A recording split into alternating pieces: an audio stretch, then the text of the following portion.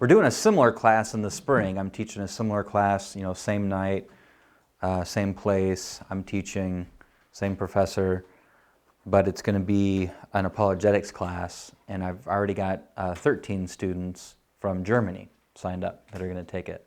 So I know we'll have 13 online German students, and then we'll just open it up to anybody else here who wants to take it both in person or online in the spring. Will that be an accredited class? Yep. The name of the class is Philosophy of Religion, but the actual content will be apologetics. Yep. Okay, so we're doing philosophy as a story of the search for ultimate answers. And if you want to pull out your chart, always have that handy here in class, because it's a good roadmap for the class. So have this accessible some way, shape, or form, either printed or electronically. And what we're going to start focusing on now is the transition from the modern era to the postmodern era. So we're going to start focusing here on stage 5. And as I've said many times, I don't want you to get caught up in the names. I'm calling it pre-modern, modern, and postmodern. If you want to call it yellow, blue, and green, that's fine. If you want to call it fish, bird, reptile, the names aren't really important. And neither really are the dates. I'm just giving you these general time frames so you can kind of get your bearings around approximately when these ideas were coming about and getting popular. But these are just approximations. They're just supposed to be helpful guidelines, so don't worry about the dates. And don't even worry about exactly who's to blame either. Sometimes I think in this class I try to make a strong case, for example, that Kant was one of the instigators of postmodernism. But somebody might come along, and a different philosopher might come along and say, actually, no, I think it's more Hegel's fault. Or somebody might go all the way back to William of Ockham and say it was his fault. So you can see how all these things were kind of snowballing, and different ideas were getting picked up by the culture. And so even if I'm wrong that Kant isn't the primary person to blame, don't get caught up in that either. That the main thing that I want you to understand are the big ideas that are shifting the culture. Big ideas that are coming from Kant, obviously, but Hegel had a huge part in this, and Hegel is somebody we're not even going to talk about in this class, just because we will run out of time eventually. So, there's other ideas and other characters, individuals, figures at play, so don't get caught up on exactly who's to blame, but it's the ideas that I want you to really grasp, and that's what these last 3 columns are about, right? And it's how our culture shifted from thinking about the ultimate answers. Where do they come from? How do we find them? And what tools do we use to discover them? So those big shifts in the ideas is what changes from one stage to the next. Now, the key idea that we're focusing on right now is the key idea that really gave birth to postmodernism, and that is this failure of reason by itself. So the modern era you can think of is people trying to go down this path of using reason by itself to figure out everything. And there was a lot of optimism about what human reason could do. They thought human reason could figure out everything, including the ultimate answers. But as we'll see in stage 5, that optimism hits a brick wall. And in several different ways, and we're going to look at several of them, reason alone hits a dead end. So the postmodernists, the postmodern thinkers are going to come along and say, look, we have made a horrendous mistake in thinking that reason was going to figure out everything. We've made a mistake in putting all of our hope on reason. Reason can't get us there. And so they're going to promote, these postmodern thinkers, they're going to promote a new path. They're going to recommend going down this path, number 6, which I've called irrational faith. So they're going to jump from, instead of reason by itself, they're going to jump to faith by itself. broken apart from reason. That's why I'm calling it, and they'll call it as well, irrational faith. Now, Schaeffer discusses all this in his second book called Escape from Reason. And I think that title has confused a lot of Christians because they assume, because they have this Kantian idea that faith and reason are opposites, and reason is kind of the bad guy and faith is the good guy. I think a lot of Christians with that mindset have seen this title of Schaeffer's second book and assume that he's saying, yeah, we need to escape from reason and just concentrate on faith. When in fact, the case he's trying to make is exactly the opposite. In this book, Schaeffer shows how the postmodern thinkers have tried to escape from reason and how that's been a disaster. So that's not an assigned reading for this class, but it's a short little book. His second book, in this particular version, the foreword was written by J.P. Moreland.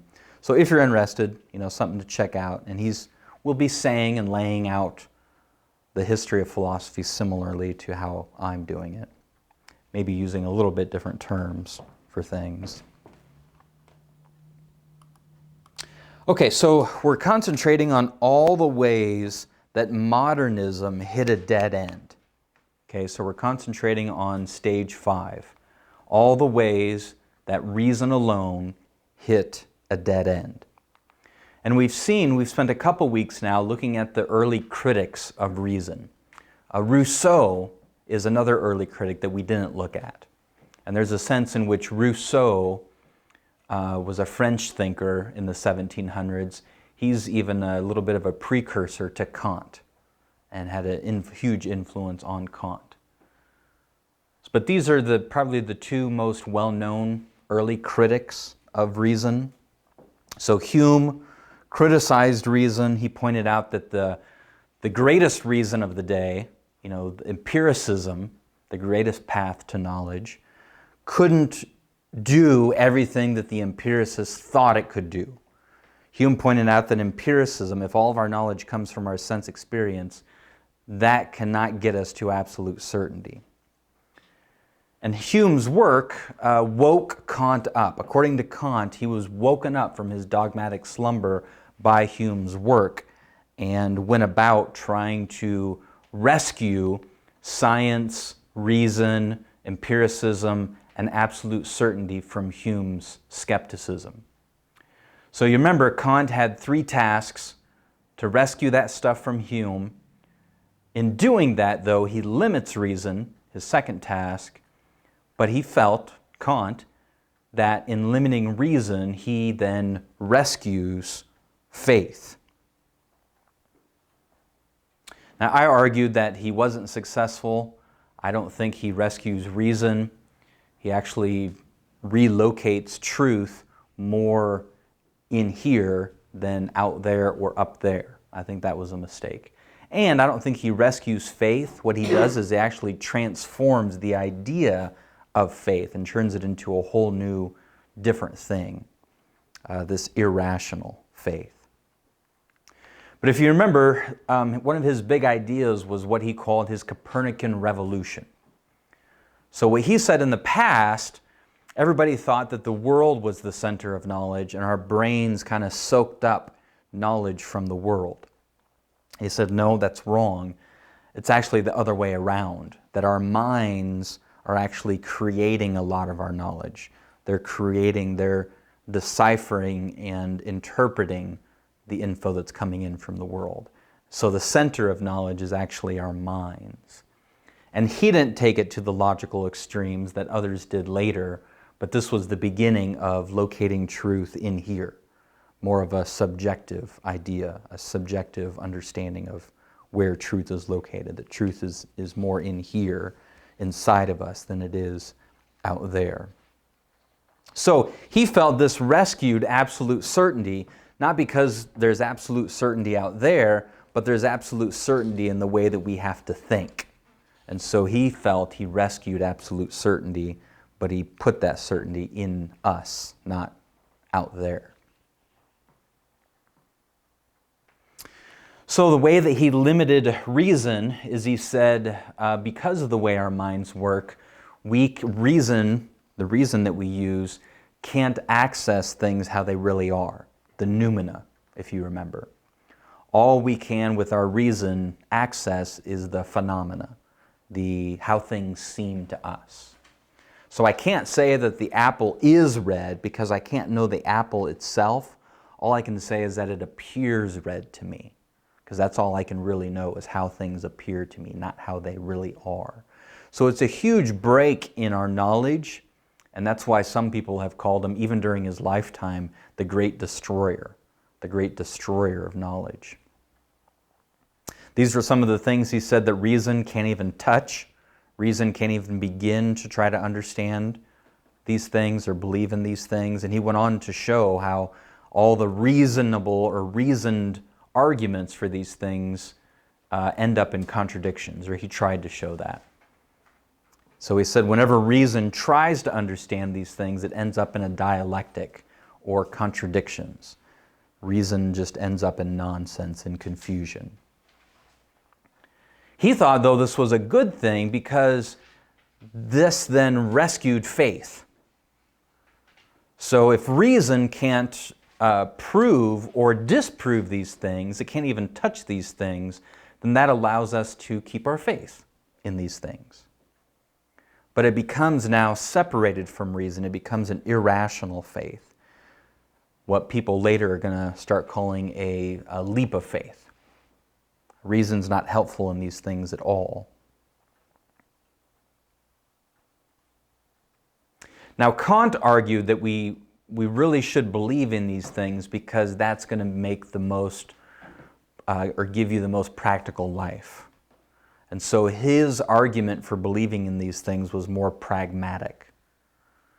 You should believe in these things because that's going to work better for you and society if we believe in these things. Don't believe on them based on reasons and evidence, but believe them because that's going to give you the best life. So it was a very pragmatic, irrational leap of faith for Kant. And he was very optimistic about this because he thought, remember, that everybody eventually would view the world the same way. He saw, universal truth in the sense that we all have the same sort of worldview. We all, eventually, through education and development, all cultures will come to the same understanding of the world. So he was very optimistic about this more subjective aspect of truth. He didn't see that it would result in relative truth, because he thought everybody would view things the same way, eventually. But it wasn't very long. In fact, just this afternoon I was reading of one of his students at university. Is it Hayden? I'm going to get the name wrong, so I'm not even going to try. But one of his students became a renowned philosopher in his own right, and he said, well, what if we all don't view the world the same way? What if we have different types of grids or different perspectives that we view the world? So it wasn't even, one generation or just one of his students even, as an example, who took it to the next level and kind of moved it in the direction of relative truth, subjective truth. Well, let me say it this way. Kant was promoting subjective truth, but thought we would all have the same subjective truth. But then other people later pointed out that no, if truth is subjective, then we might have different truths. So something might be true for you and not true for you. And it's because you have a different grid that you see things through, a different view, different worldview, if you will. So out of subjective truth then came relative truth. That was the next step. So that was all review, and what we want to start looking at now is the two paths that came from Kant. Okay, so now we want to consider these paths again and where these paths went after Kant's huge influence on Western culture. So you haven't seen this for quite a while. I used to draw this on the board at the beginning of the class, but I wanted to put it on a PowerPoint. And this graphic will go really well with the 6-stage chart. So if you have the chart of 6 stages combined with this, That's really, those two things are a great roadmap for the class. So if you remember, what I'm trying to do up here at the top is describe stage 1 and 2, where faith and reason were working together. Then you've got this path on the right here, where our culture tried to go down a path of just using reason by itself, what I call prideful reason. Stage 3, 4, and 5 hits a dead end in stage 5, and then some people jump over to this other path, faith by itself instead, what I'm calling irrational faith, and that's stage 6. So some people just jump from that path over to that path, and that's how I am illustrating what happened here in our Western history. So I want to talk about, this week and next week, I want to talk about those who continued down the right path after Kant. So there are people who continued down that path after Kant, and I want to show you how they continue just to hit dead ends. And then we're going to move over and start seeing all the thinkers that propose this other path. Okay. So those that continued down this reason by itself path, they recognized, or they understood, that reason wasn't going to give them ultimate answers. They weren't really using reason anymore after Kant to try to find ultimate answers. Their conclusion was that there were no ultimate answers. That's what you can see there on your chart on stage 5.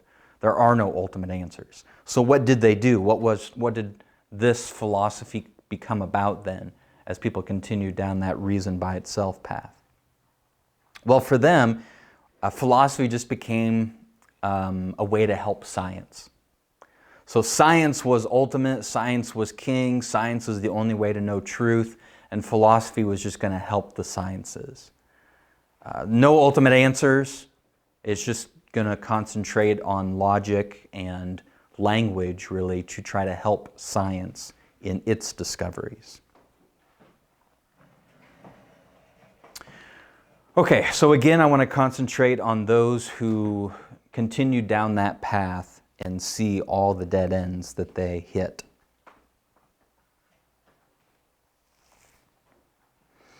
So those that continue down this path then of reason by itself, they continue to focus on nature. Okay, they continue to focus on the, as Kant would say, the phenomena, right? What we did have access to, which was the physical realm. Okay. They stopped searching for ultimate answers. They admitted that there weren't any ultimate answers, and so they're just going to focus on nature, science, if you will. And this, you might remember this slide from last month. It's just what they're doing in stage 5 here is just a continuum of this pendulum swinging too far. So remember, if we said maybe stage 1 didn't put quite enough emphasis on nature and reason, but stage 2, I made the case, was the best balance between both faith and reason and nature and the transcendent realm.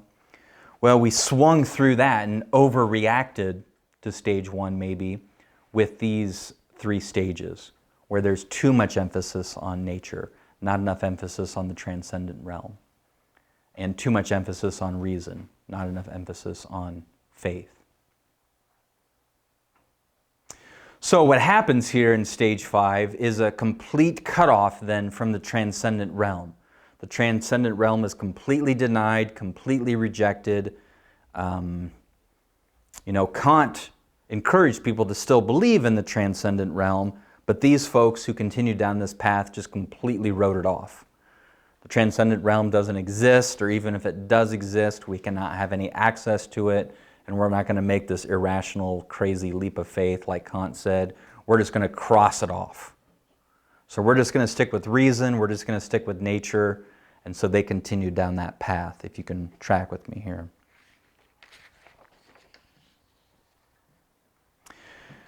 Now, what I want to try to point out tonight is that if you reject the transcendent realm, okay, if you limit yourself to only the physical realm, if you limit yourself to only nature, only the material universe, then you're going to conclude that there is no ultimate truth.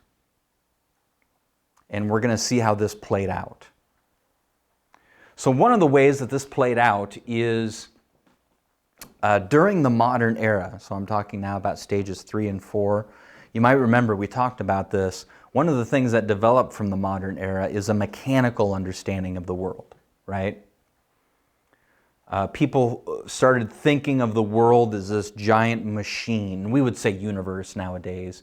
So they thought of the universe as this machine, this mechanical machine. And everything was determined within this machine universe by certain laws of nature.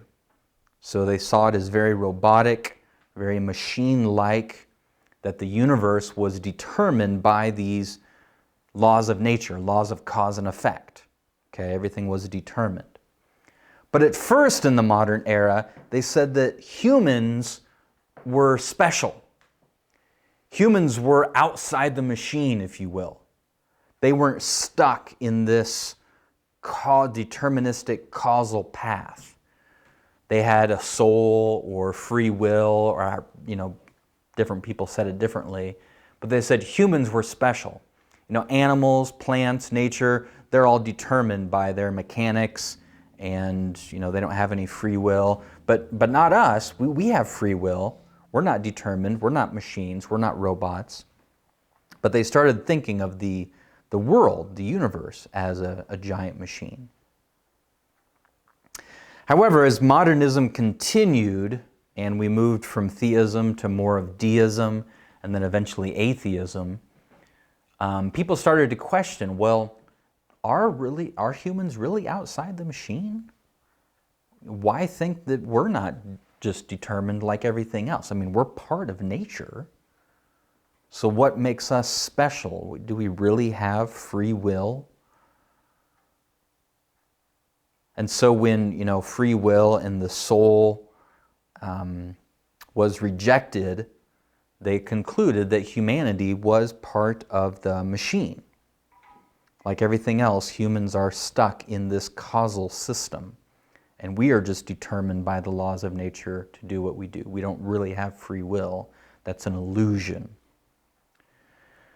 Now, nothing drove this idea home more than the theory of evolution. Okay? We're jumping ahead a little bit now to the, obviously mid-1800s with Charles Darwin's theory of evolution. And this theory, more than any other idea before it, really drove home the idea that humans are merely machines, that we are stuck in the laws of nature, the deterministic causal chain of events, that we are part of that. And there's nothing special. We don't have a soul. We don't have free will. We're machines just like the universe is, because we're part of the bigger machine. We're cogs in the bigger machine. Everything we do is determined. And in effect, basically with the theory of evolution, the conclusion was that we are just an accidental result of these deterministic laws of nature. We're just a product of these laws of nature, the haphazard, random process of evolution.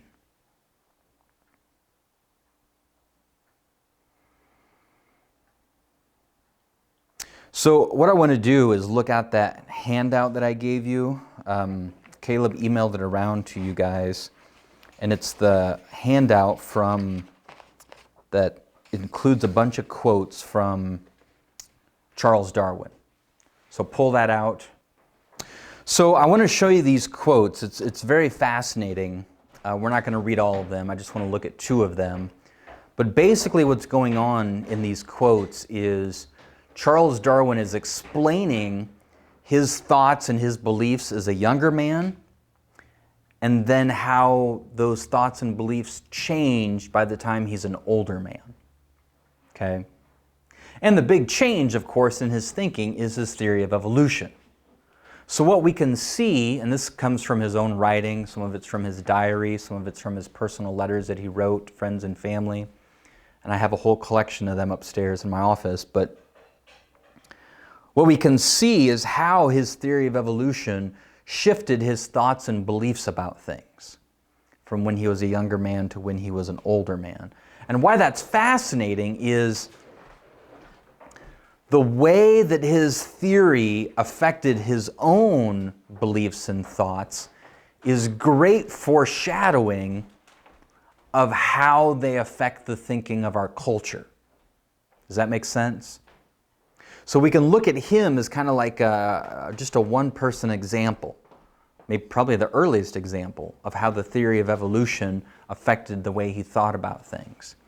But that's like a microcosm. It's like a little foreshadowing looking at his own life, because how it affected his thinking is how it's going to go on to affect the thinking of our entire culture. Where was he in his thinking when he began? Will we read something? Yep. If you'd read the whole thing, you'll get a great picture of how his thinking changed.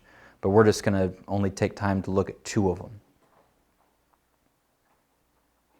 And again, his theory, and there were other ones, and there were other ideas going on at this time, but really the theory of evolution is the one that drove home more than any other idea that we as human beings are merely machines, that we're just robots caught up in this giant machine of the universe, okay?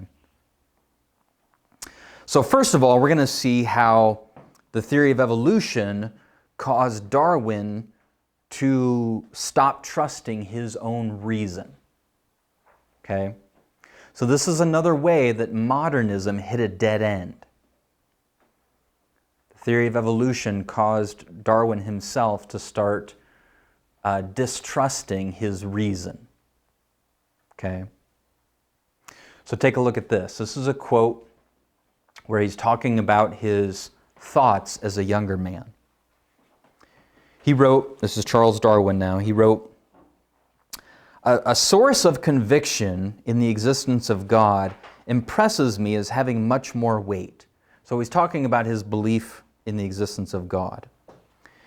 He says, "This follows from the extreme difficulty, or rather even the impossibility of conceiving that this immense, wonderful universe, including man with his capacity of looking far backwards and far into the future, as the blind result of chance or necessity.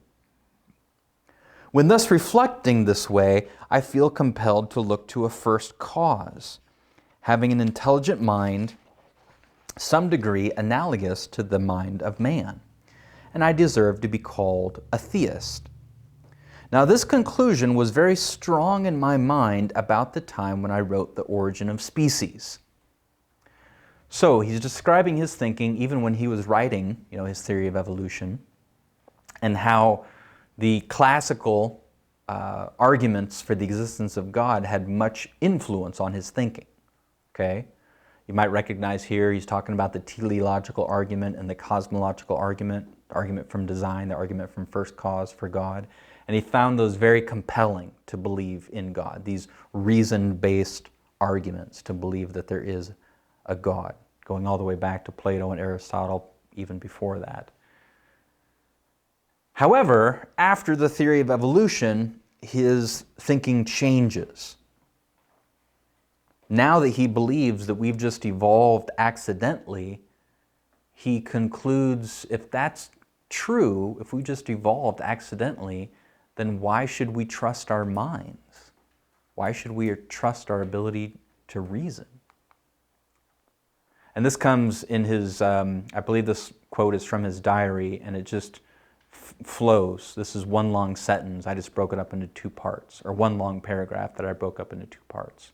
So he continues, he's writing as an old man, but he describes his thinking as a young man, but now he says as an old man, since that time, my thinking, this idea that there is a God, has gradually become weaker.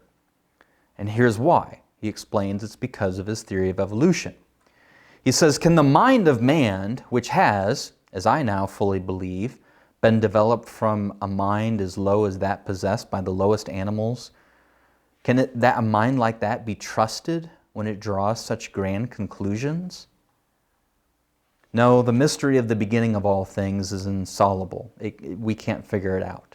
And I, for one, must be content to remain an agnostic." So the reason he rejects his thinking back here, his conclusion from these arguments that God does exist, is not because of something bad in the arguments, but now, since he's bought into his idea of evolution, he's concluded that his mind shouldn't be trusted to evaluate with reason these arguments for God.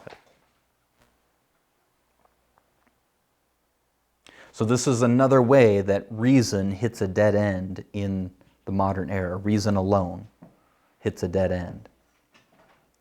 Now it's interesting, he just applied, this is a very famous problem called Darwin's doubt, that he began to start doubting his ability to think and reason. Why should I trust my own mind and reasoning ability if I just evolved accidentally from these lower life forms? And he seemingly here just applies Darwin's doubt, the problem of Darwin's doubt, to maybe his religious or philosophical beliefs. But other philosophers later, including Alvin Plantinga and others, have pointed out that if he was consistent, he should also be doubting his scientific beliefs. Because this Darwin's doubt problem is, what do you want to say, invasive. It's it can't be limited to just our philosophical reasoning or our religious reasoning, if you will, about God. If we can't trust our reason per se, then we can't trust anything that our reason would arrive at, whether it's philosophical ideas, religious ideas, or scientific ideas, because all of those come from our reason. So the problem of Darwin's doubt is much more pervasive than he lets on here, and he might not have realized that, but other philosophers have come along later and pointed out that Darwin's doubt, if you're going to be consistent, should cause us to question all of our reasoned beliefs, including even our scientific beliefs. So this is a very serious, crushing blow to reason. Now, the other thing I want to draw out from his own writings is how this idea that we're merely machines destroyed his humanity, okay, or his idea of humanity. And yeah, I would say it even destroyed his own humanity, okay? Because if you think about it for a moment, if you just start thinking of other people as mere machines, or even yourself as just a mere robot machine, that's going to affect how you treat people, how you think of people, how you enjoy your relationships. I mean, think about it. If love is just a chemical reaction that evolution accidentally stumbled upon and then selected for because it led to greater chances of survival and reproduction, if that's all that love is, well, that's going to change how you understand your relationship with your spouse, your relationship with your kids. So it affects your humanity when you start thinking of yourself as just a mere machine. So let's look at an example of that in his own life. And again, this is so instructive because it's a foreshadowing of how his idea goes on to affect the thinking of all of Western culture. So here's another quote. He's writing as an old man, but he's describing his thinking as a young man. He says, in one respect, my mind has changed during the last 20 or 30 years. Up to the age of 30, or even beyond it a bit, poetry of many kinds, the works of Milton, Gray, Byron, Wordsworth, Coleridge, Shelley, all these writings gave me great pleasure. I took intense delight in Shakespeare. I've also said that pictures, this would be paintings, gave me considerable joy, and music, very much great delight. And so, in other words, as a younger man, he appreciated the arts, right? He appreciated beauty in all of these different forms. But later, as an older man, now that he's bought into his theory of evolution and he just sees human beings and himself as machines, then that greatly decreased his ability to appreciate these things. It changed his understanding of humanity. So now, as an older man, in light of his theory of evolution, he writes, "Now, for many years, I can't even endure to read a line of poetry. Lately, I've tried to read Shakespeare, and I found it intolerably dull, so much so that it nauseated me. I've almost lost my taste for pictures, paintings, or music, and this curious and lamentable loss of the higher aesthetic tastes is all the odder." Look how he describes himself here. He says, "My mind seems to have become a kind of machine for grinding general laws out of a large collection of facts." That's empiricism, right? Science. But why this should have caused the atrophy of that part of the brain alone on which the higher tastes depend, I can't conceive. So it makes me sad for him in the sense that he didn't understand how thinking of him and other humans as machines led to his inability to appreciate humanity anymore and the arts. He said he can't conceive of why, I feel like a machine, that it's ruined my appreciation of these things. And I think it's just simply because when you start viewing humans as just mere machines and accidents of nature, it really takes away any of your appreciation for what humans can do and the art and the beauty that they can make. So he didn't know that it was his own theory that was ruining his humanity. Now he doesn't say he's a machine. He says he feels like a machine, right? But it wasn't very many years later that scientists and many Western thinkers concluded we are, in fact, machines. So here's a quote from famous Nikola Tesla, really famous for the cars nowadays, but very well famous scientist of his own right in the 1800s. And he said, "Man, just like the universe, is a machine. Nothing enters a robot, if you will, we'd say today. Nothing enters our minds or determines our actions which is not directly or indirectly a response to stimuli beating upon our sense organs from without. We're just machines." And this has continued all the way till today. We've seen this quote before. This is probably the world's most famous atheist. And he would be a modern thinker. He thinks in modern terms. He's not a postmodernist. In fact, he thinks postmodernism is ridiculous, as I do. So he would be a modern thinker. So he's one who continued down that path of reason alone, and he's still agreeing with this same conclusion, that we, human beings, are simply survival machines, robots. Vehicles blindly programmed to preserve the selfish molecules known as genes. This is a truth which still fills me with astonishment. I've known it for years, but I can never seem to get fully used to it. Imagine that. So as you can imagine, this is a huge dead end for trying to find or trying to even think that there are ultimate answers to life, that there is meaning and purpose to life.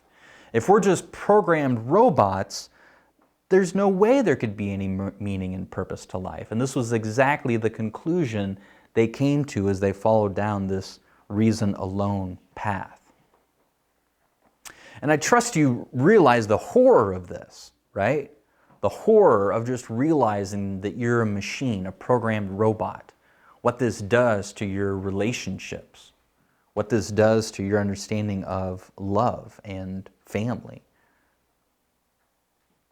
So, for example, according to this, you fall in love, want to have sex, and then, produce children, because that's what evolution programmed you to do.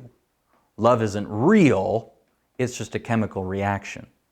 One of those accidental things, mutations, if you will, or some sort of accident in our species that nature selected for because it led to greater chances of survival and reproduction. I mean, think about it. If there was a similar species to ours, but they didn't want to have sex, romantic love, then that species would die out compared to ours. So it's just a helpful thing in our evolutionary path to have this desire to fall in love and have sex. There's nothing special about it. In fact, this love, this thing that we call love isn't real. It's just a chemical reaction. It's just your programming. Same thing with your love for your children. You love your child because that's what evolution programmed you to do. Again, think about it. Similar species to ours, but they didn't take care of their children. They didn't have these feelings of love and wanting to provide and protect their children. Well, that species would quickly die out compared to ours. So this is just one of those accidental things that nature selected because it led to greater chances of survival and reproduction. There's nothing really here, there's no meaning and purpose behind this besides just our random accidental path of evolution. It's just our program.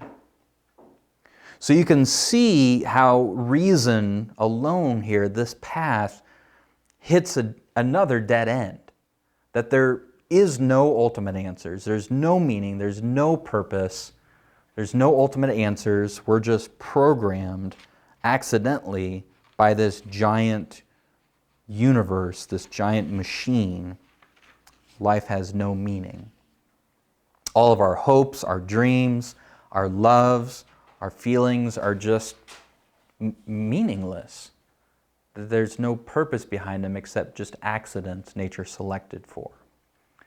So this is how folks, who continued down this path, a famous philosopher from the early 1900s, be more of a modern thinker, would say that man is just the product of causes which had no prevision of the end that they were achieving. So his origin, our growth, our hopes, our fears, loves, beliefs are nothing but the outcome of accidental collocations of atoms.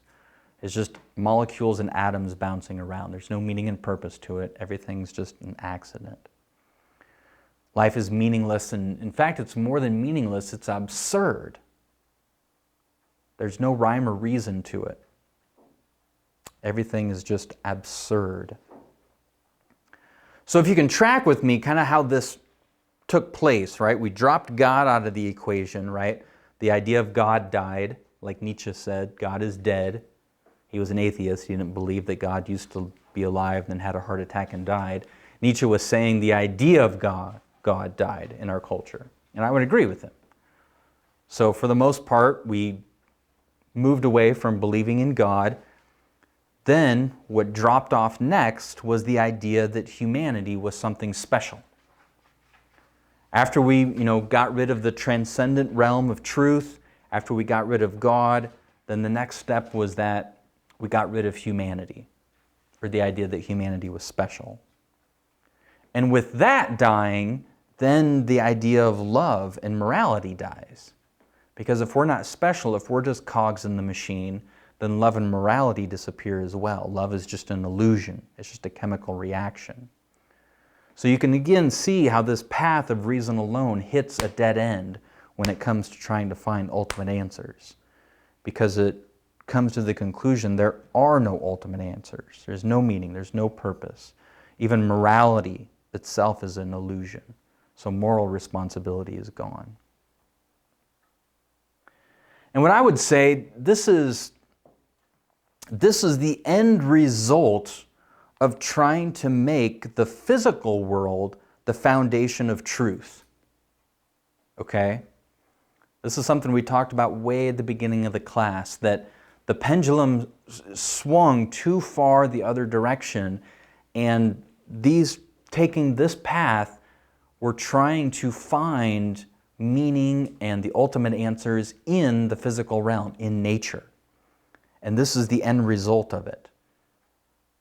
So I would say that Plato warned about this. Plato warned that the physical realm was not stable enough as a foundation for ultimate objective truth. Because this physical world is always in flux. It's not a stable enough foundation. So if you limit yourself to just the physical realm, if you limit yourself just to the particulars, remember the way that Plato talked about it was that there's particulars and there were universals, universal truths, and then there were particular things in the physical realm. So like there's a lot of particular humans, right? There's a lot of humans in this room right now, a lot of particular humans, but there's also this universal idea of humanity or human nature. So that was Plato's, dichotomy of the universals, these absolute truths like human nature, and then there's a bunch of particular humans. And if you remember, his argumentation was that if you limit yourself to just the particulars, you're not going to have a fixed standard for ultimate truth, because all the particular humans are changing. And you need some sort of a transcendent realm to have a fixed, universal idea of human nature to be the objective standard, the stable foundation, if you will. So what modernism tried to do, make the physical realm the foundation of truth, is exactly what Plato said wouldn't work.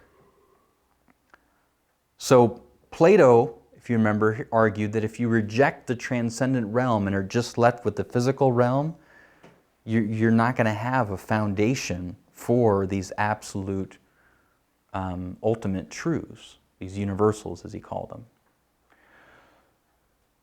So he argued that these universals served as absolute reference points, okay?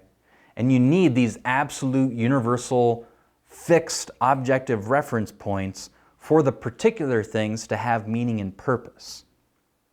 I think one of the greatest examples of this, illustrations of this, is the movie Gravity. I don't know if you've seen that movie with Sandra Bullock. But at the beginning of the movie, she's out in space. I think she's working on the International Space Station. And there's an explosion that happens, and she's there in her spacesuit as an astronaut, and she gets kind of blown off, and she's spinning through space. And she has no frame of reference because she's spinning, and everything that blew off from the space station in the explosion is also spinning. So she doesn't have a fixed reference point. She doesn't know up from down, or, she's just spinning in space. And that's kind of the idea that Plato is getting at. If we don't have these fixed universals, then everything just becomes relative. If all we have are the spinning particulars, we don't have a fixed reference point to set our mind on or to be the foundation for truth, then ultimate, objective truth just falls apart. Because all we have are these spinning particulars, these changing things that are in flux. So if you remember in the movie, the person in her ear, speaker, tells her, find a fixed reference point, and that is the earth in that situation. Look at the earth, use that as your reference point, and then that will give you a fixed reference point from which you can understand where you're at and get your bearings. And that's what Plato similarly said about these universals, is that they're these fixed reference points. And if we don't have them, then the particulars themselves can't have meaning. We need these fixed reference points in this transcendent realm. So a famous quote from Plato, if the particulars are to have meaning, there must be universals. If all we have are the particulars, then we don't have any fixed foundation for meaning. We just have changing particulars. We need some unchanging fixed reference points, which he theorized were these universals that exist in a transcendent realm.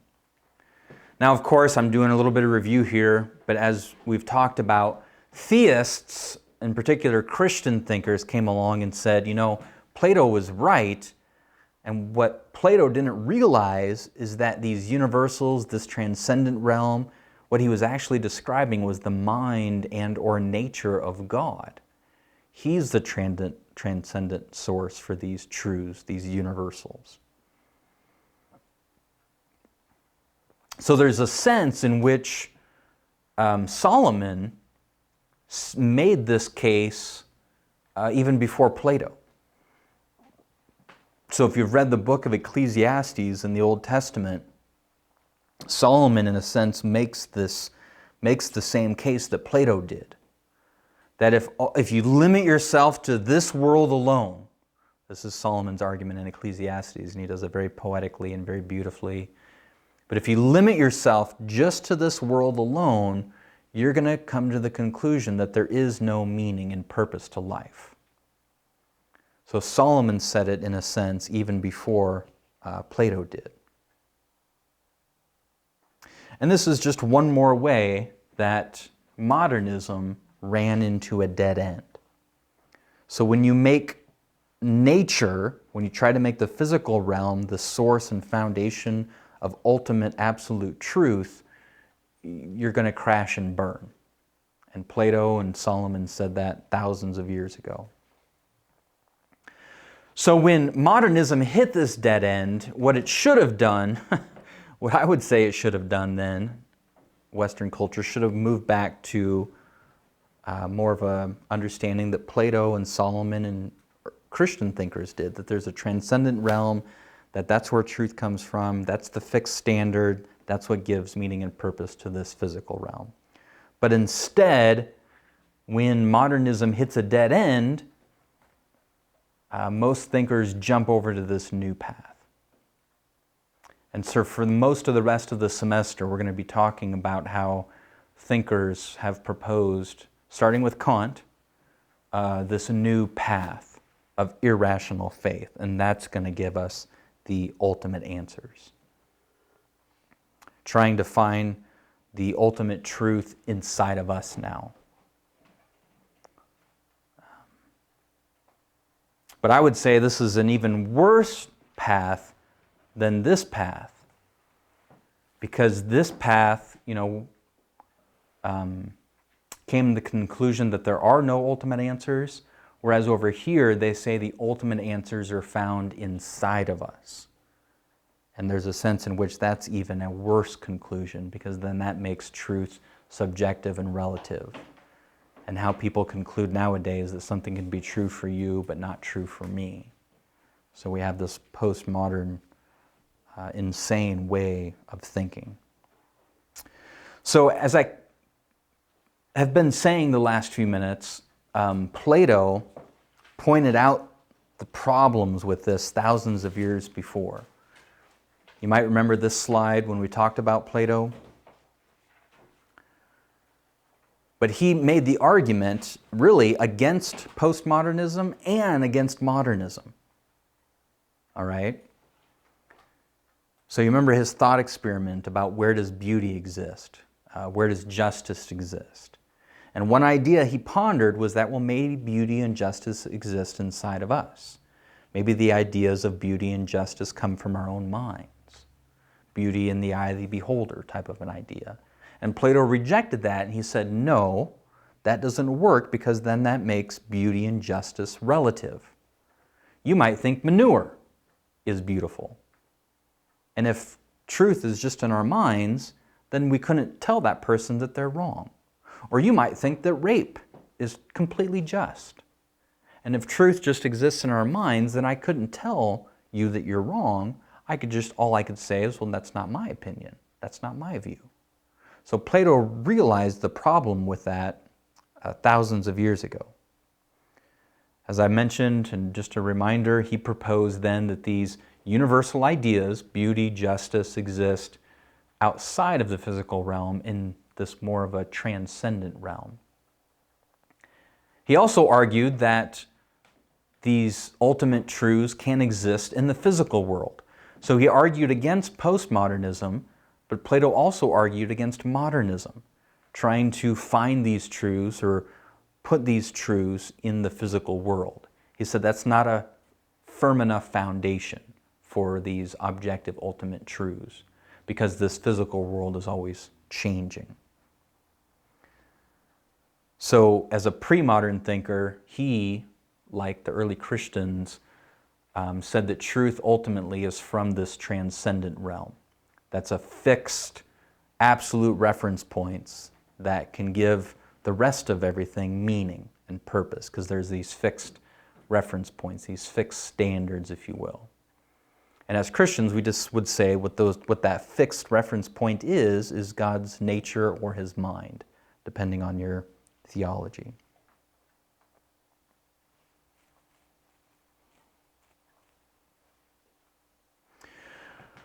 Okay, next week, what we're going to do is we're going to spend one more week going down this path of modernism to see how it hits dead ends. But then after that, we're going to start looking at the thinkers that proposed another path, the irrational faith path, separating faith from reason and going down this path of just faith alone will get us the ultimate answers. So it's a strategy that Kant put together to protect his Christian beliefs, but we're going to see that many, many thinkers, Christian and non-Christians, come along later and use the same strategy for any belief they want. You want to believe that rape is okay? That's your faith? Well, that's fine. Reason can't touch that. Nobody can reason you out of that belief because that's your faith. And it exists on this upper shelf where reason can't touch it. So any belief, any faith, if you will, can use this strategy. And you'll see many, many people use it for all sorts of beliefs. So while we might have sympathy for Kant because he used this strategy for his Christian beliefs, it was his strategy that was the mistake. Not his Christian beliefs, but the strategy he used to protect them. The strategy he invented is what I think is so damaging because it gave birth to, subjective, relative truth. So I want to look just real quickly at one example of someone who used this strategy then.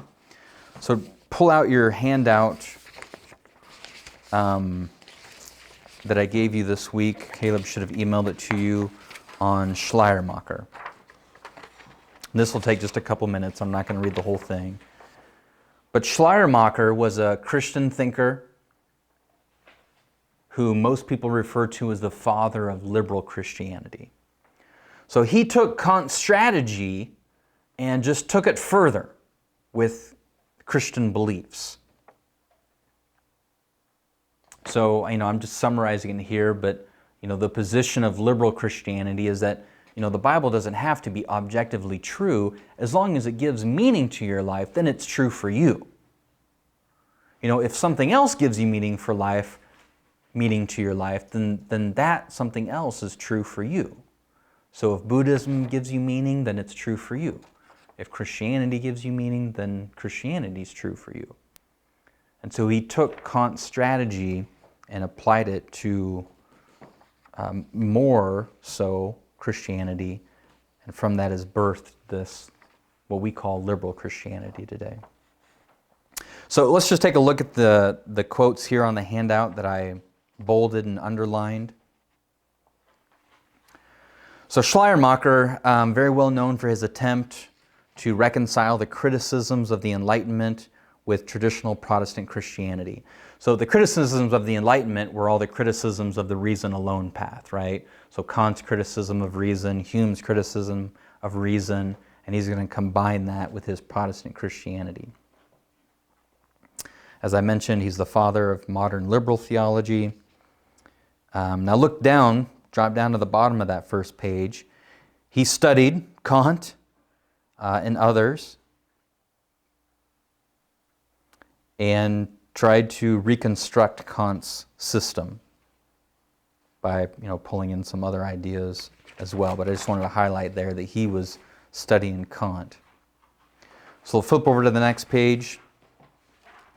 So Schleiermacher's then, his understanding of knowledge, his doctrine of human knowledge, how human knowledge works, accepts the fundamental principle of Kant that knowledge is bounded by experience, but it seeks to remove Kant's skepticism as to the knowledge of the noumena.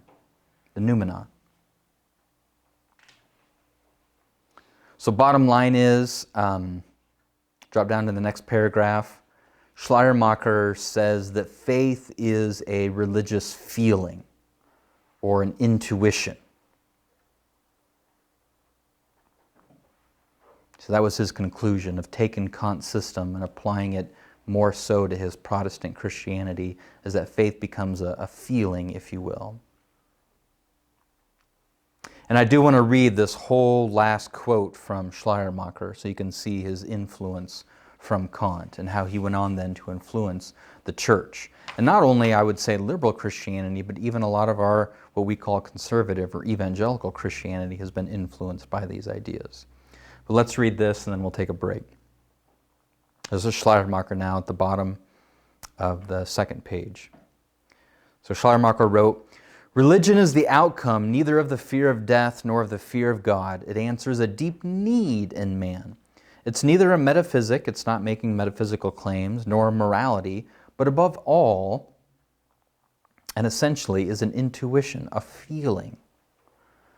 Dogmas are not, properly speaking, part of religion. Dogmas are like stating objective truths. Rather, it is that they are derived from it. Religion is the miracle of direct relationship with the infinite, and dogmas are a reflection of this miracle. Similarly, belief in God and in personal immortality are not necessarily a part of religion. One can conceive of a religion without God, and it would be just pure contemplation of the universe. The desire for personal immortality seems rather to show a lack of religion, since religion assumes a desire to lose oneself in the infinite rather than to preserve one's own finite self." So you can see here in Schleiermacher the ideas of Kant and how he's making faith a feeling. It's not based on objective facts or truths or try to use reason to figure out. It's more of a feeling that you get. And even as he said, non-religious people can have these feelings of faith. So just one example of Kant's influence through Schleiermacher. All right, well, I say a lot in this class that the ideas usually start at a philosophical level, but not many people read the philosophers themselves. So what usually works, or usually how it works, is that the artists pick up the ideas from the philosophers and they communicate that down to the masses via art. So I say that a lot, but tonight what I want to do for a while is give you some examples of that. Okay? And Schaeffer does a really good job of this as well. So what I want to do is go through several art movements and show how they were influenced by these philosophical ideas. It's very fascinating. I'm not an art historian or anything. My study has been mostly of philosophy and the history of Western ideas. But when I got exposed to some art history, there was a particular art history book that I was given, not by a Christian, not by a philosopher, just art history, like a textbook on art history. And I was amazed when I just glanced through that how much overlap there was between the philosophical movements and then just maybe a couple decades later, the art movements followed suit from the philosophical ideas. So that's where I want to illustrate to you tonight. I mean, there's a reason why art went from this to this. And this is a painting that sells for millions of dollars. And there's a reason why that happened. And I would say it's because of the ideas in philosophy have shaped what we consider art and the various art movements throughout history. Now, paintings probably aren't the most popular form of art nowadays. The masses, the culture, mostly, I would say the most popular form of art that people take in nowadays is probably TV, movies. But TV and movies haven't been around for hundreds of years, so we can't really do this experiment with TV and movies. But what the type of art that has been around for hundreds, thousands of years is paintings. And so that's a very easy way to just take that art form and see how it's changed in response to these philosophical ideas. So before we look at more examples of these different painting art movements, let's quickly summarize in 90 seconds here the three major eras that we're talking about: the pre-modern era, the modern era, and the postmodern era. And I'm going to start with this graphic that I found on the internet. And this graphic is kind of making fun of each era. So take a look at it and see if you can catch the humor. All three eras kind of being teased a little bit.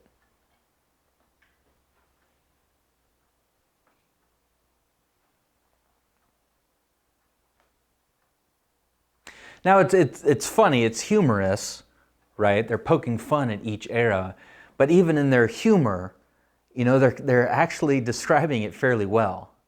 You know, this pre-modern idea that, you know, God fixes truth. You know, the transcendent realm is the source of truth and it's fixed and absolute. Modernism, of course, is just this crazy optimism about what we can accomplish, our reason. And then the postmodern era, relative truth, you know, meaningless, just anything. Pick whatever you want to be true, and that can be true for you. So I thought that was a good humorous way to summarize these three eras, but then again, you know, here's how I've been trying to summarize them in this class. So in the pre-modern era, people thought of truth coming from up there, transcendent, Plato, universals, Christians, God.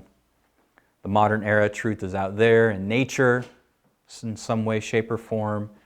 And when that didn't work, we went to this postmodern era where truth is found inside of us.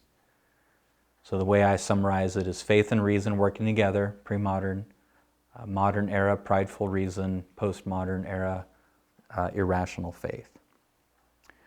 So with that, just simple overview, summary real quick, let's look then at the various painting movements or art movements. So in the pre-modern era, art and paintings were mostly done to try to communicate transcendent truths. Things like beauty, justice. And so art was trying to point people to these absolute truths. Remember, the focus in the pre-modern era, the height of learning, was to think about and ponder the mind of God, these absolutes, these perfections, if you will.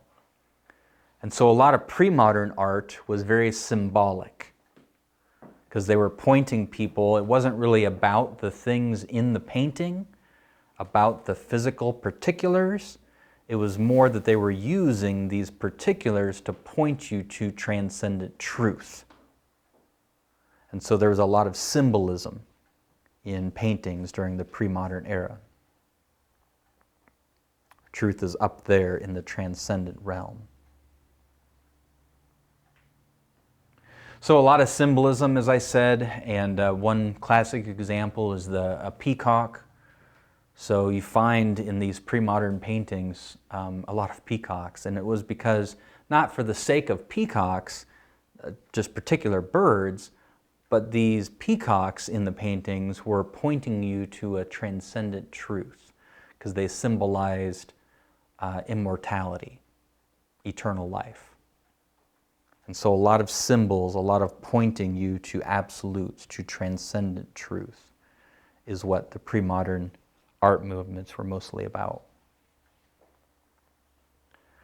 So if we start looking in the modern era, remember the modern era, stages 3 and 4 as I've laid it out, the modern era was thinking more about truth being out there, right, in nature.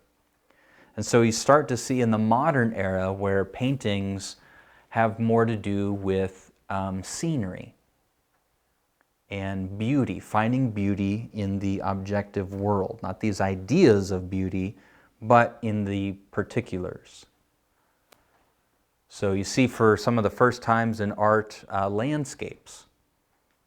Nothing in particular pointing to anything, just the beauty of nature. The beauty or sometimes the power of nature, right? So if truth is out there, truth is in the physical realm, truth is in nature, the focus is on scenery, landscapes, nature, the power, beauty of nature. And we're not going to look at all these art movements, I'm just giving you samplings. So if we move on to stage 5, if you have your chart in front of you, right? If you look at the first stage in the postmodern era, where we get to stage 5, and thinkers now are concluding that life is meaningless, life is absurd, we're just random robots that have been programmed by nature. A big art movement that came out of that idea was the movement called Dada in the early 1900s. And even the name of the art movement itself was chosen randomly. So they, closed their eyes, opened a dictionary, pointed at a word, and the word that they happened to point out was Dada. And again, it's, this idea that we're just a random accidental accident. That's what the universe is all about, is just random craziness. We're just machines. There's no meaning and purpose. Life is just absurd. And there's a sense in which, I can appreciate the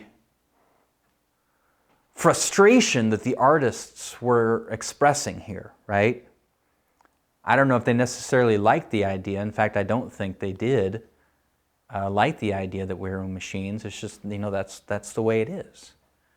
And it causes us to be very frustrated because we think we have these desires, we think love is real, we think we have meaningful relationships, but they're all just our programming that actually don't mean anything. And so I can appreciate somebody being frustrated with that idea. Even like Richard Dawkins says, I know this to be true, that we're just meaningless machines, but I can't somehow get used to the idea. So they're struggling with this hopelessness. So I think another art movement that really tries to capture this idea that everything is just absurd and crazy and meaningless is the art movement of surrealism. Oh, another example of Dada. So this is when art just became, I'm going to put a urinal on a stand and call that art. And we say that's silly, that's crazy, but they're trying to communicate something. They're trying to communicate, look, what we've called art in the past is just random accidents, right? Just molecules bouncing around. We're just random accidents of this machine, nature, evolution. Everything is just random and absurd. So what we used to call beauty is just what evolution programmed us to think. And so, let's just throw a toilet up and call that art. It's just as random as anything else that we would do called art. So it was this kind of frustrating perspective, this frustrating feeling at this conclusion of modernism, to say that there is no meaning and purpose to life. So surrealism, this art movement called surrealism, just affirming life makes no rational sense. What is this? There is no reason behind it. There is no purpose behind it. It's just random different shapes, and because everything is just meaningless. What date do you put on surrealism when it started? I believe surrealism is early 1900s, maybe late 1800s. I'd have to look it up to be sure. So, an extreme example of that is the paintings by Jackson Pollock. Maybe you've heard of his paintings before, and these sell for millions of dollars. But you know how Jackson Pollock did his paintings? He would lay this giant canvas down on the floor and then hang buckets of paint from the ceiling and then just swing the buckets of paint, and then they would drip randomly on his canvas. And then after so much time, all those random droppings, then, he'd let the paint dry and hang it up and sell it for millions of dollars. Yeah, it'd be nice, huh? Good business. But what is he communicating with that? Everything is random. Everything is absurd. Humans are the way they are from the same random process. There's no meaning and purpose behind it. Everything is just random in the universe. So if the universe is just random and absurd, I'm just going to allow the universe to make my painting. The random, absurd universe made me, and so I'm just going to let the universe do the random absurdity of this, and call it art. I mean, what's the difference? Everything that we do is random and meaningless and absurd.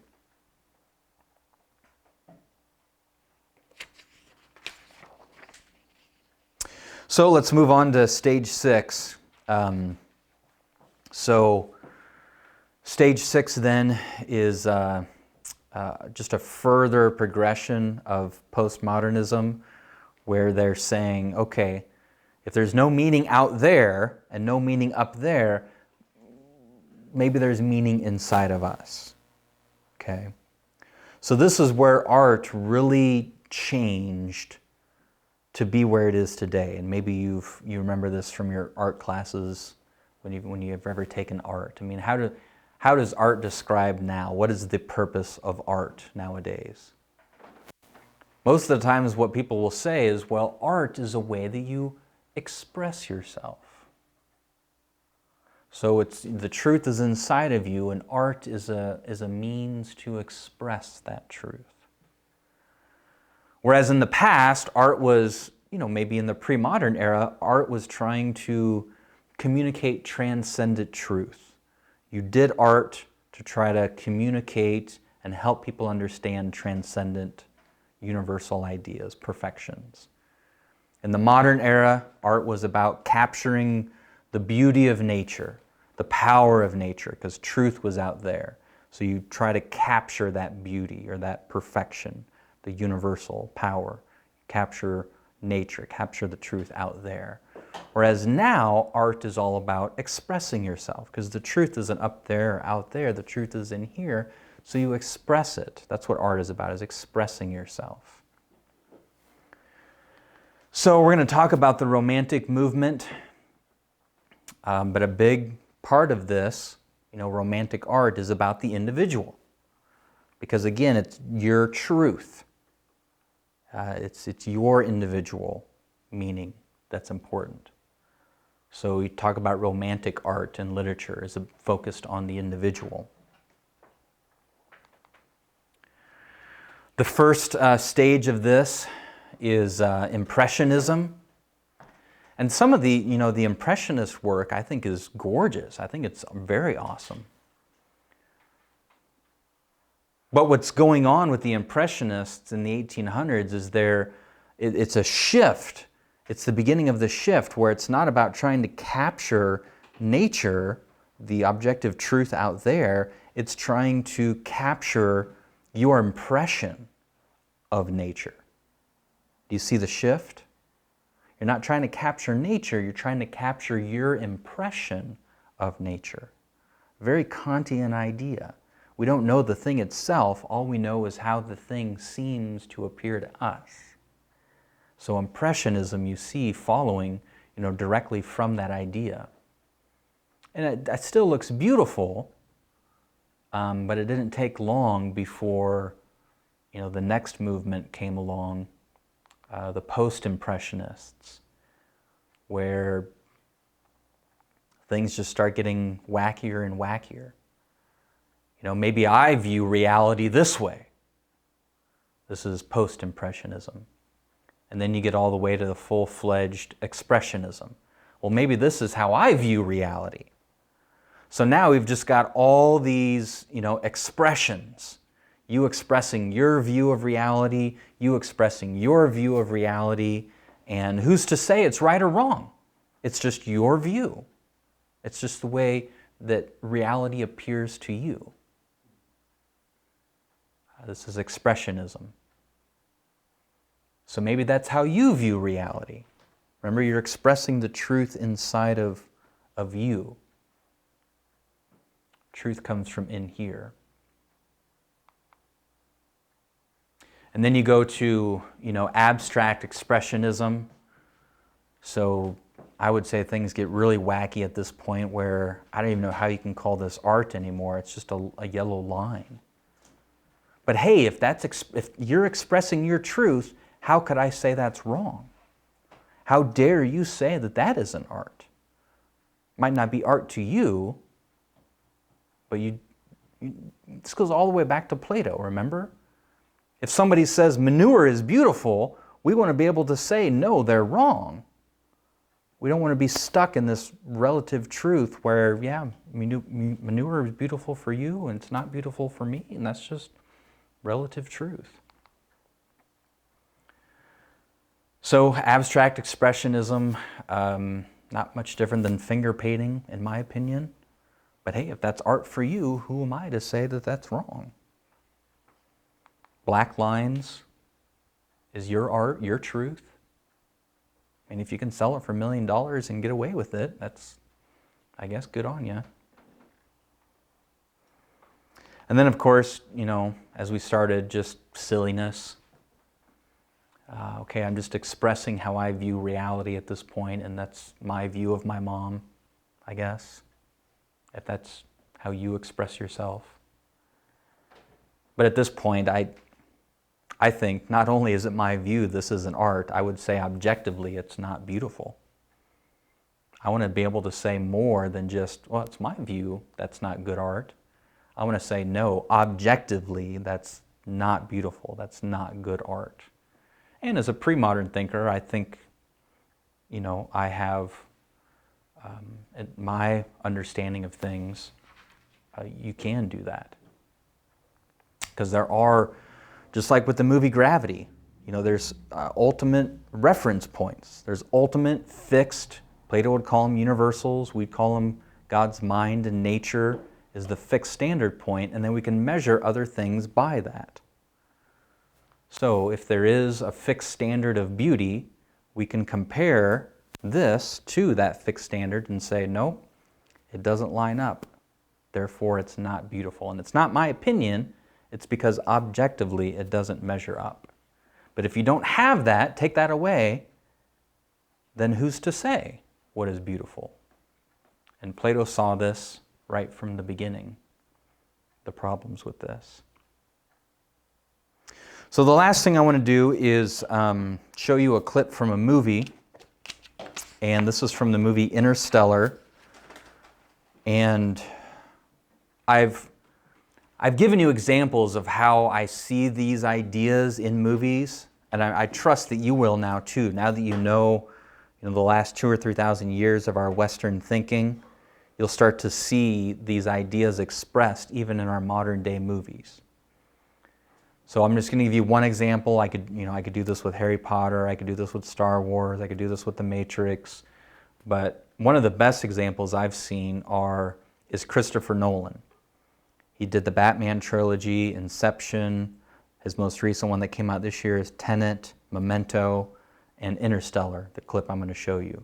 But Christopher Nolan describes himself as a postmodern movie director. In fact, take a look at your handout on Christopher Nolan first before we watch this. I had Caleb send you this around. And this just comes from Wikipedia, but it's describing him and how movie critics have understood him, and some quotes from Christopher Nolan himself. So Christopher Nolan describes himself as a postmodern movie director, and you can see that here. So on the first page, we're just going to look at the bolded, underlined quotes. Through these clashing of ideologies, Nolan highlights the ambivalent nature of truth. Very postmodern idea, right? Truth is very ambivalent, if there is such a thing as objective truth. Turn over to the next page. Here's a quote from Nolan. He's describing his movie directing, his philosophy of movies and art. So he says, I always think of editing as instinctive, or, get this, impressionist, like the impressionist painters. Not to think too much, in a way, but to feel it more. Because it's not about reason and thinking, it's about your feeling, your heart, if you will. Look, I'll read that whole paragraph, drop down there. Nolan's work explores existential, we're going to study existentialism, existential, ethical, and epistemological themes such as subjective experience, distortion of memory, human morality, the nature of time, and the construction of personal identity. We construct our own views, we construct our own identities. Very Kantian. Quote from Nolan, "I'm fascinated by our subjective perception of reality." Very Kantian. That we are all stuck. See that language he's using? We're all stuck in a very singular point of view, a worldview, if you will. A singular perspective on what we all agree to be an objective reality. And movies are one of the ways in which we try to see things from the same point of view. Film critic Tom Schoen described Nolan's films as epistemological thrillers whose protagonist, gripped by the desire for definitive answers, just like Kant, we want to know the truth, but we can't get there with our reason. So they have to negotiate mazy environments in which the truth is just always beyond their reach. Talks about how there's a lot of Nietzschean themes in his Batman trilogy. His films explore ideas akin to Jacques Rousseau's philosophical glorification of a simpler, more primitive way of life. As I said, Rousseau was kind of even an earlier foreshadowing of postmodernism, looking down upon reason and just following your heart. And then he picks up Nolan, the last quote there, Nolan, very similar to Freud's theories that the unconscious influences one's behavior without their knowledge. So we're not going to talk much about Freud, but Freud definitely fits into this whole postmodern movement because, according to Freud, everything we do comes from our subjective unconsciousness, right? That's where truth is, in our subjective unconscious. And everything we do is because of that. So Freud really fits into postmodern thinking well. And here Nolan, is picking up on Freud's theories when he makes and writes his movies. So let me set up, as I get the movie ready, let me set up the scene. And what you're going to see in this scene is two characters. And what I want to challenge you to do is try to think, okay, these two characters that are talking, two actors that are talking, Christopher Nolan, the writer, is going to have one of the characters represent modern thinking, and then he's going to have another character represent postmodern thinking. So they're both going to be advocating for their position. And one of them is advocating for a modern position, the other one is a postmodern position. And I'll challenge you to see if you can tell which is which. So within the story of the movie, what's happening is that Earth is not able to facilitate life anymore. All the crops are dying on Earth. So humanity has to leave Earth. So they're traveling around in a spaceship looking at other potential planets to move humanity to so humanity can survive. So you've got these astronauts and they're in a spaceship and they're looking for a new planet.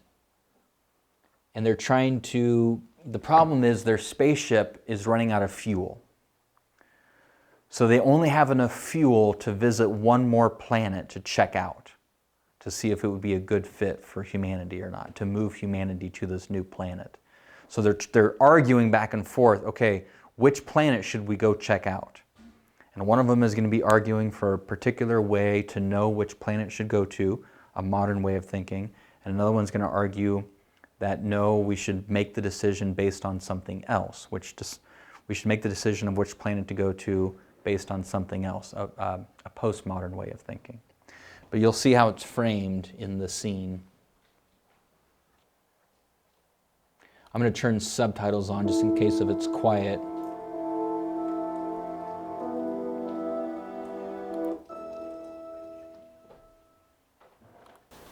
Frost kept the Endurance right where we needed her, but the trip took years longer than we anticipated. We no longer had the fuel to visit both prospects, so we had to choose. But how? They're both parts.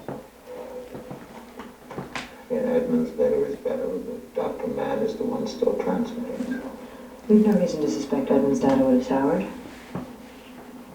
for all those key elements to sustain human life. As does Dr. Mays.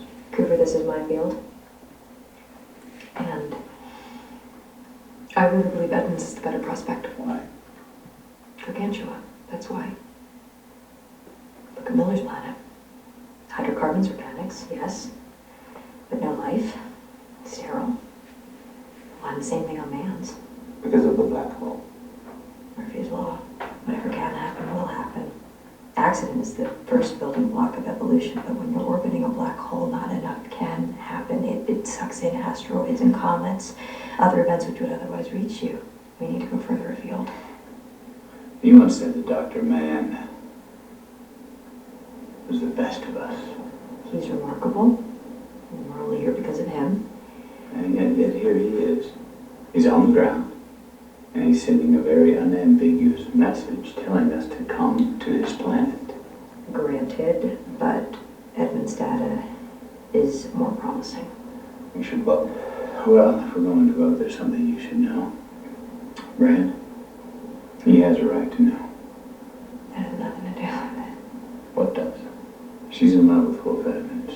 Is that true? Yes. And that makes me want to follow my heart. But maybe we've spent too long trying to figure all this out with theory. You're a scientist, Brad. So listen to me. I say that love isn't something we invented. It's observable, powerful.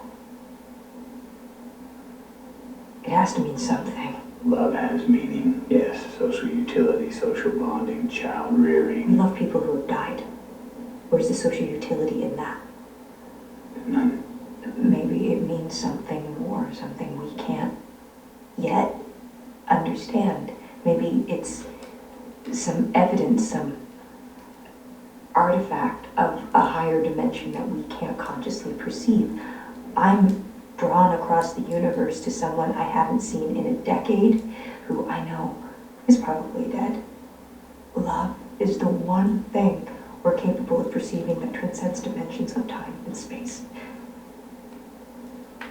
Maybe we should trust that, even if we can't understand it yet.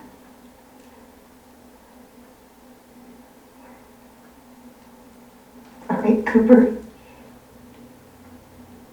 Yes. The tiniest possibility of seeing Wolf again excites me. That doesn't mean I'm wrong. Honestly, it might.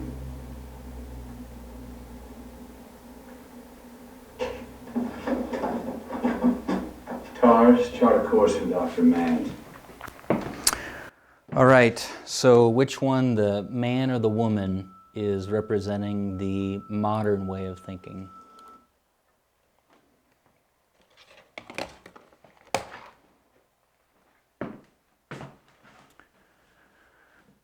Any guesses? Yeah, the guy, so Matthew McConaughey, right? Love is evolution, created love because it's good for social bonding and it helped our group, survive and outcompete other groups that didn't have that random chemical reaction mistake. So social utility, a very modern way of thinking, whereas she is a postmodern way of thinking. Look, I don't understand it, doesn't make sense, reason doesn't really work here, but I just believe it. I've got this irrational belief that love is real. I'm not basing it on good reasons and evidence. I'm just taking an irrational leap of faith. I'm going to follow my heart, if you will, this feeling, this desire, this passion. So it's these ways that, in a very artful way, a movie, literature, a story, two sides are presented, and if you know the rest of the movie, the postmodern side ends up winning. So the conclusion or the moral of the story, if you watch the whole movie, is that the postmodern, her way of thinking, wins. So in a way, the artist is saying, look, here's two ways of thinking, and boom, here's the right way. And it's I'm not saying art I'm not saying that it's bad to communicate things via art. I think art is a great way to communicate ideas, but you need to evaluate the ideas that are being presented through the art and then, see if those ideas are right or wrong. So it's the ideas that are correct or incorrect, not the fact that they're being communicated via art. I mean, there's a reason why, Christianity has communicated things via art for centuries, thousands of years. Songs, paintings, right? So communicating truth through art isn't a wrong thing to do. It's just, what are the truths that are being communicated? You need to evaluate those and see if they're true ideas, correct ideas or not.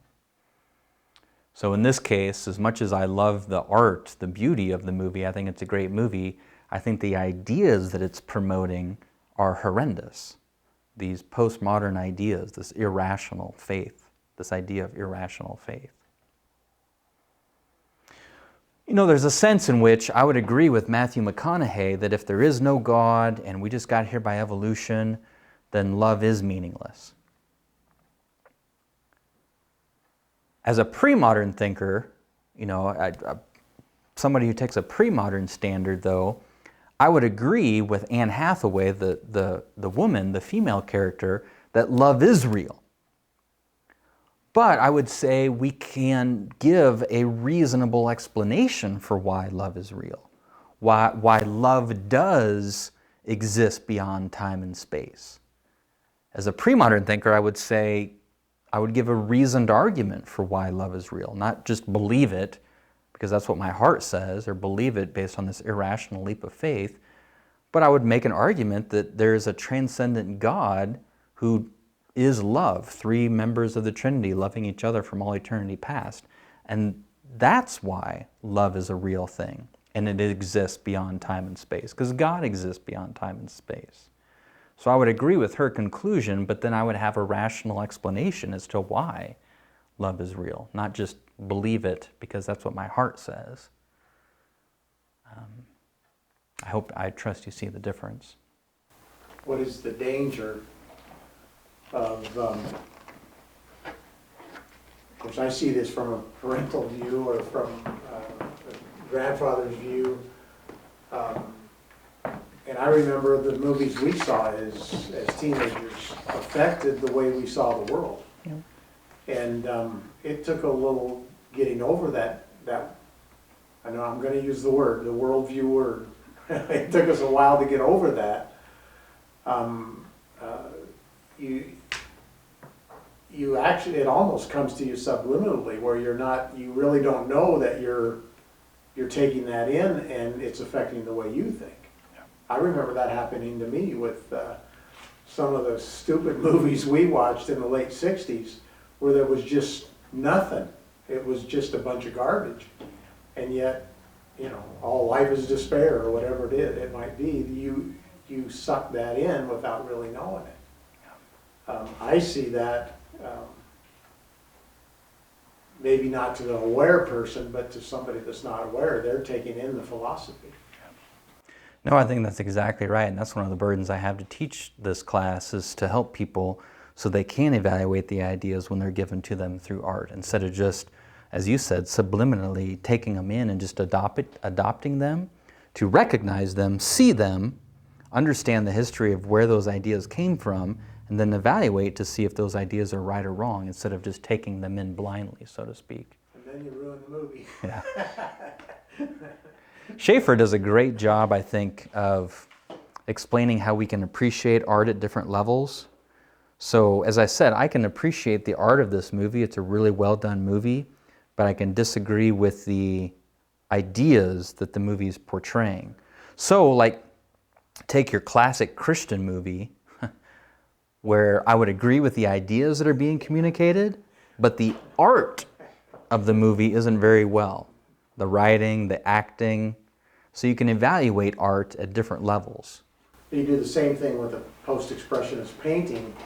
You look at the color and you say, oh, that blend of colors, that is just fantastic.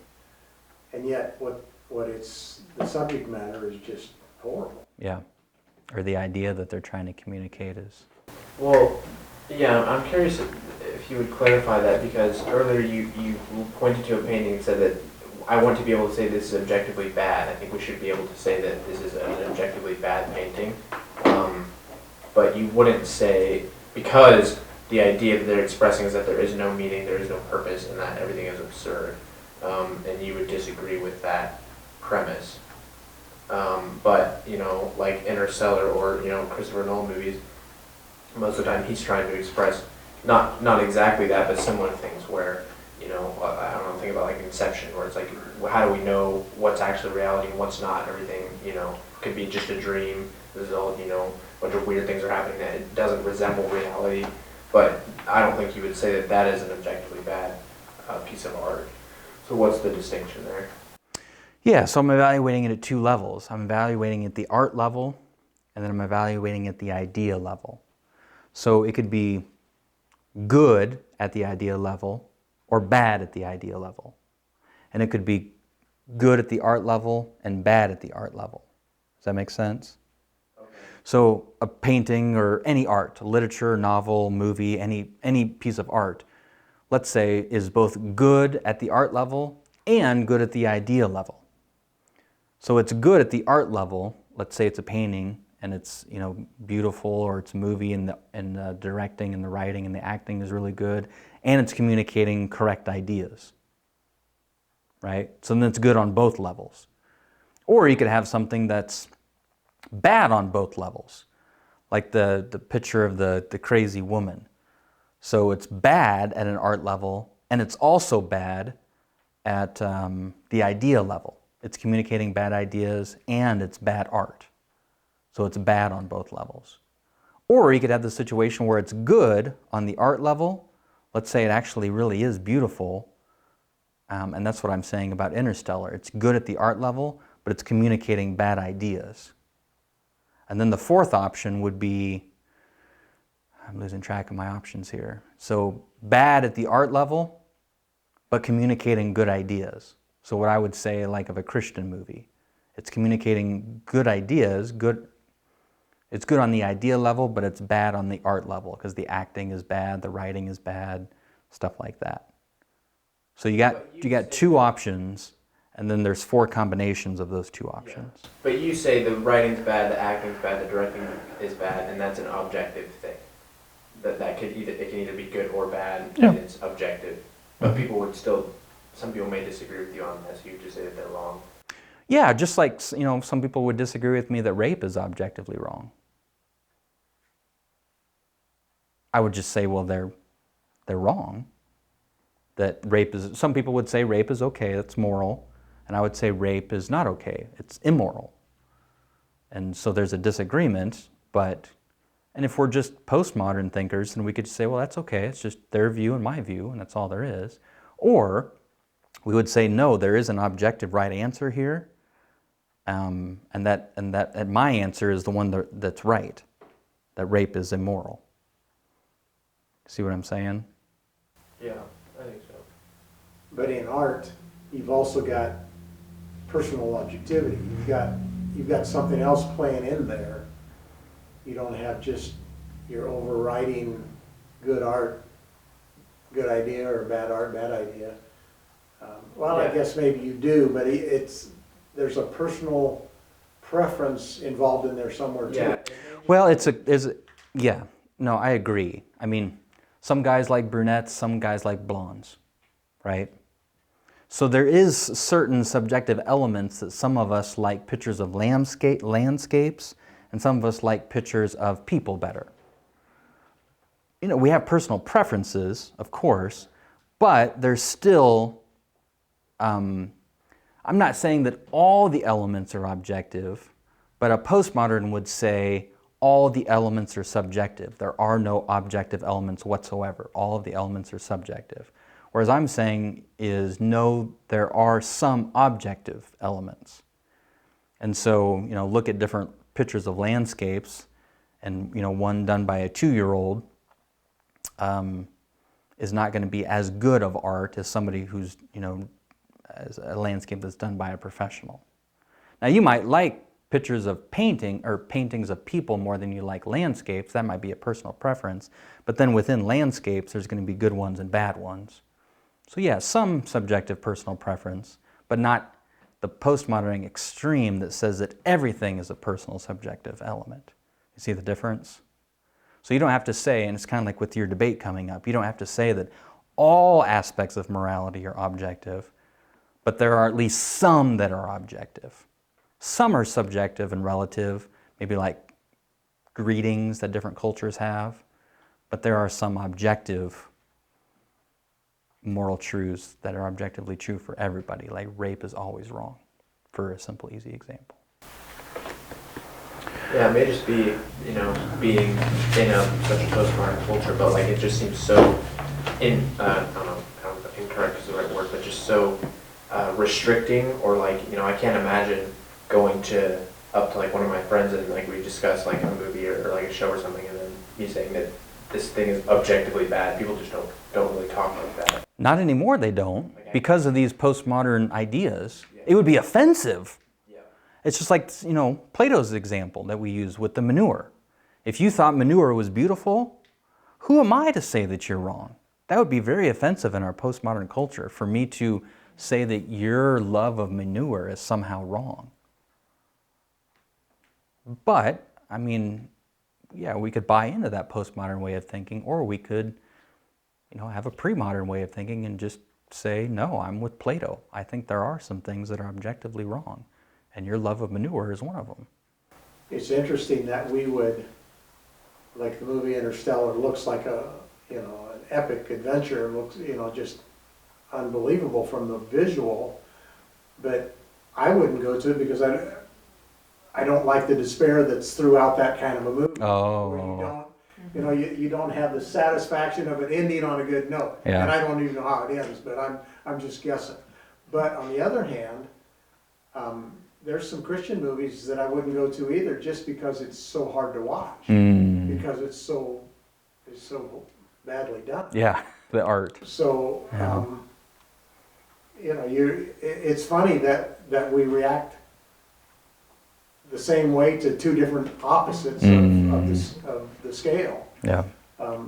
Because of the art or because of the philosophy, one of the two. So it's interesting. Yeah. Yeah, I think I'm getting caught up on the fact that some of it is objective and some of it can be subjective, and that's okay, because like I just deal with movies the most or shows the most, but so like I could like the way a certain movie is shot and the angles that they use and so like an example is a lot of people I've talked to my friend, I haven't watched Blade Runner yet, but some people say they don't like it because it's very slow and it doesn't feel very realistic. It doesn't feel like it's something that could actually happen, and that the acting is really slow and boring, and it doesn't it's kind of like breaks your immersion. And then but some people like it for those same things, but I don't think either one of those two reasons for liking or disliking that movie would be objectively wrong or right, and that's just a personal preference thing. Right? Possibly. Think of a movie that was so slow that everybody would agree that it's too slow. Yeah. Then maybe you've reached an objective limit, right? Yeah. And then on the other extreme, if the movie was 2 seconds long, probably most everybody would agree it went too fast. Yeah. So maybe there's objective boundaries, and then within those boundaries, there might be some subjective preferences. Like I said, I don't mean to be crass, but some people are attracted to darker skin, some are attracted to lighter skin. But, if I would show you a picture of Brad Pitt compared to Napoleon Dynamite, virtually everybody would agree, Brad Pitt is more objectively attractive. Yeah. Now, if you take Brad Pitt and Tom Cruise, there's differences, and there might be personal within those boundaries, but there are objective boundaries. Yeah. That's maybe more what I should say, is that there's objective boundaries, and then there's some subjective elements within those boundaries. That makes it a lot easier to visualize in my head then, because I can see how that painting of that woman would be just so far past that boundary that you shouldn't even consider it as good art. But the reason people even do is because they just remove those boundaries and say that there isn't, there's. Or it's peer pressure too. You've got society saying this is beautiful, and we're saying, really? But I also I'd argue that it could be that that painting of that woman wasn't even intended to be beautiful.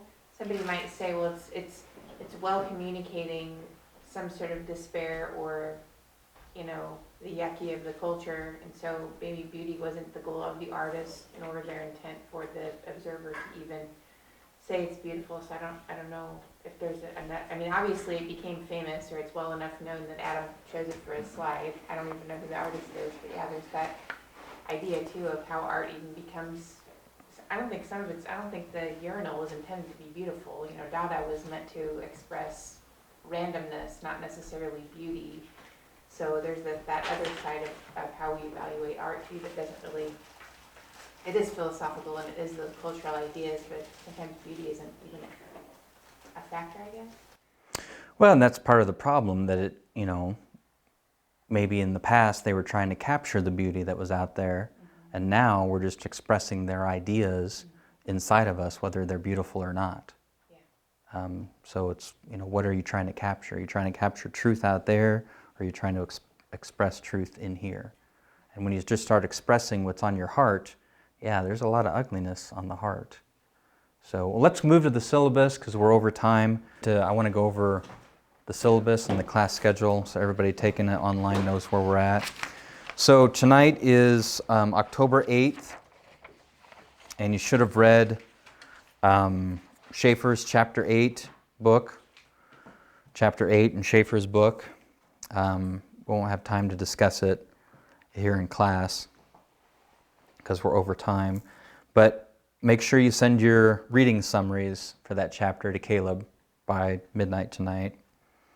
And then I gave that lecture tonight on the mechanical view of the world, evolution, and then we talked about art. So Caleb is also emailing you today your midterm exam. So those of you taking it online, you should get an email today on October 8th from Caleb, and that's your midterm exam, and you've got till October 15th to complete your exam. So it's open note, open book. You can spend as much time on it as you want. You just have to email it to Caleb by next Thursday, by October 15th. So there's no reading for this coming week because we want to give you that time to work on the exam, and then email it to Caleb. We'll be back on the 15th, and then we're going to spend one more week looking at that path of reason alone. I'm going to talk about analytic philosophy and logical positivism.